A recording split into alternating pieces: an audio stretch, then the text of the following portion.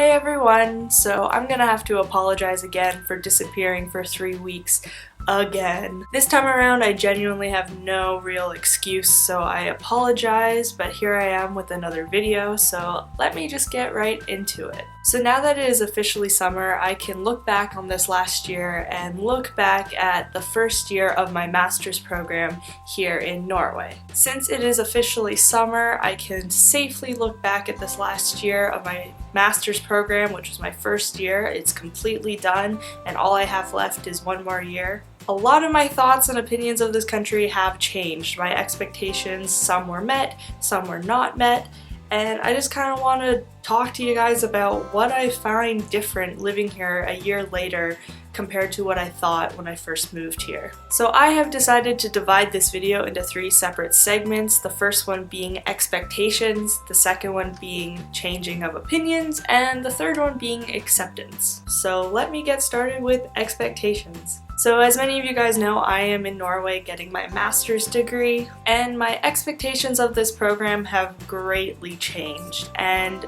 to be honest, not necessarily for the better, but I have accepted certain elements of the program and how they are different than what I originally thought they would be. My program, although it falls in the Faculty of Humanities, a lot of the professors, their own personal research falls into more quantifiable research and more science-based research, so although I can understand why they do their research choices and stuff, a lot of the aspects of the program are a lot more technical than I anticipated, and that is something that I didn't expect to be the case, but it is the case. And in some regard, it feels like the program is more interested in how media is being shared instead of what the messages are being communicated, which to me is a bit of a shame, but at the same time I have found my master's thesis advisor is very into film aesthetics and stuff that I'm interested in,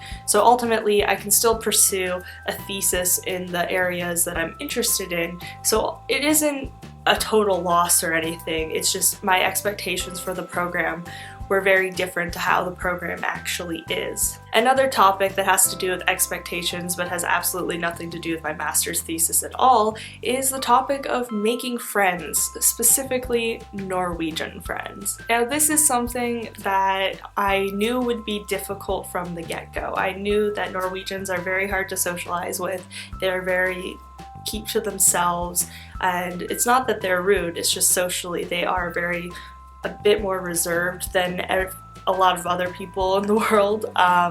You know, the stereotypical cold Norwegian, well, they're not cold, they're just reserved, so I knew that that would be a challenge. But I had no idea how much of a challenge this really would be, especially for someone being an international student, because this just kind of puts you in a very tough position to begin with. Being an international student in Norway is very difficult because, as many of you guys already know, Norway is very expensive, especially if you do not have a Norwegian salary. So basically, if you're an international student and you don't have a job, it's gonna be expensive. So it's very hard to socialize with Norwegians when you can't afford to go out and socialize with them. So this really limits your network circle of friends. Of course, being an international student as well, you're often housed with other international students. I mean, not necessarily, because there are a variety of student housing options, but the majority of international students end up getting housed in similar buildings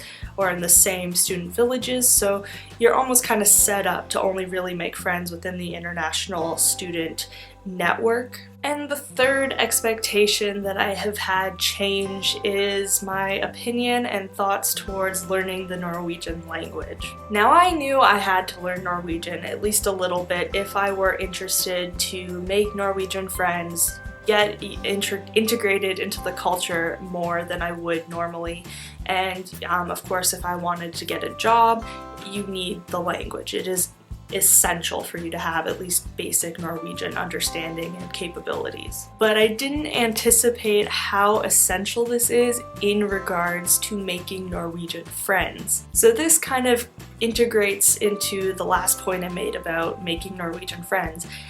having Norwegian language is kind of almost essential because the majority of Norwegians I have run into who do have international friends, all of their international friends speak Norwegian pretty much fluently. So if you are like me, someone who has taken Norwegian lessons and doesn't speak it very well, can understand it reasonably well, but does not feel comfortable speaking it, it puts you in a really difficult position not only to get a job and, interact with people on a daily basis, but also making Norwegian friends. So yeah, it's a lot more difficult than I anticipated. Now for changing of opinions. Before I came here for my master's degree, I had visited Oslo twice before, both times for 6 weeks in the summer. So when I did move here for my master's degree, I felt pretty comfortable with Oslo as a city. I knew my way around, and I felt really comfortable and familiar with the university as it was. However, that being said, my experiences living here full-time versus my experiences only 6 weeks in the summer are totally different. I think this can apply to a lot of situations, but basically visiting somewhere and then living somewhere are always going to be different situations and different experiences. And I think because of this, my opinions of Norway as a country, the idolization that I used to have of this country, has definitely shifted, and the rose-tinted glasses have come off a bit for me to see that while this country does have a lot of positives and good things going for it, it still has its issues. But now for acceptance. I know that my time here is temporary, and if you had told me that before I moved here, that after 2 years I will have actively probably seek employment or opportunities elsewhere in the world and that I would not want to stay in Norway, I wouldn't have believed you.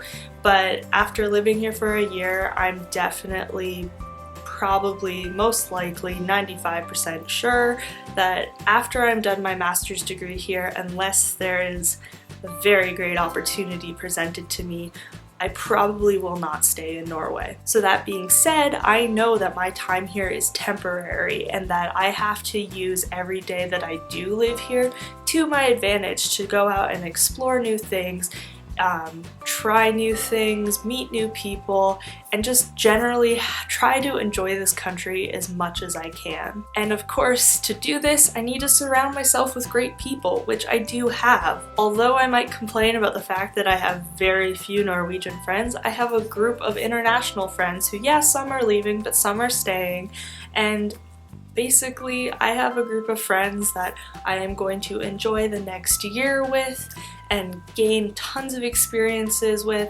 and ultimately that's the best thing you can do. You need to surround yourself with great people and take in whatever this country has to offer. So yeah, that is it for this video. I'm sorry if I kind of rambled for a long time, but I just kind of wanted to reflect on this last year because it has been a really good year. It's been interesting. I've learned a lot, not only about myself, but about Norway. And yeah, some of my opinions have changed, but I still do really like it here.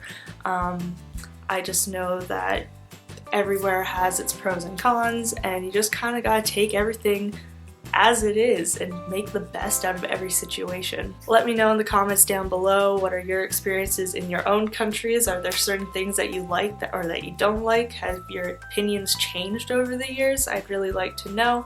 And as always, thanks for watching, and I'll talk to you guys sometime soon. Bye!